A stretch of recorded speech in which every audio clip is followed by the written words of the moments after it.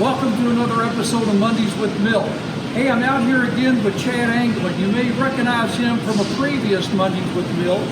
Chad's the quality manager here and also the welding supervisor. And what we're looking at in the background is the welding training schedule.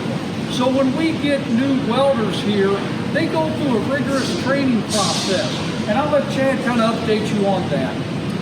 When we bring a welder on board, the first thing we do is write the welder up here, and then we schedule out how long they should be on their training until they become a third shift welder. All of our welders start on first for training and then go to third shift. Each category has a set amount of time and where we should be. So if we write the date on the top, if the date on the bottom is in red, that means that we missed our due date. We write the reason why we missed our due date here. If it's in black, it means that welder is right on track.